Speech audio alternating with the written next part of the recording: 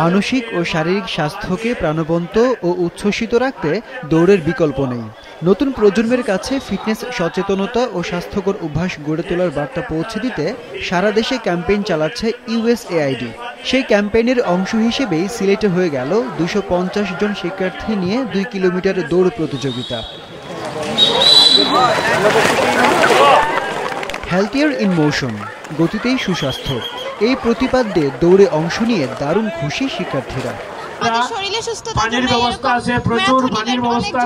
এই দৌড়ানোটা প্রতিদিন আমার জন্য জরুরি, যে কমপক্ষে 1 কিলোমিটার 1.5 কিলোমিটার দৌড়ি, এটা স্বাস্থ্যের জন্য অনেক ভালো।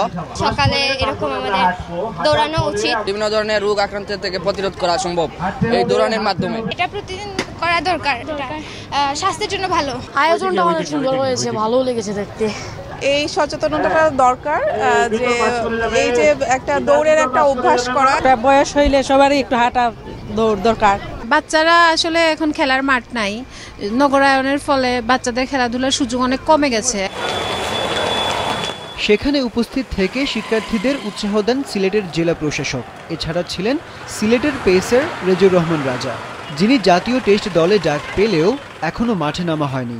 আমরা যেরকম আশা করেছিলাম তার চেয়েও স্বতঃস্ফূর্ত হয়েছে, এবং ছাত্রছাত্রী যারা আছে, আমাদের ছোট যারা প্রজন্ম আছে, ভবিষ্যৎ প্রজন্ম, তাদের অংশগ্রহণ প্রমাণ করে যে তারা আসলে এরকম খেলাধুলায় অংশগ্রহণ করতে চায়। একমাত্র ওয়ালটন এসি দিচ্ছে 1 বছরের রিপ্লেসমেন্ট গ্যারান্টি।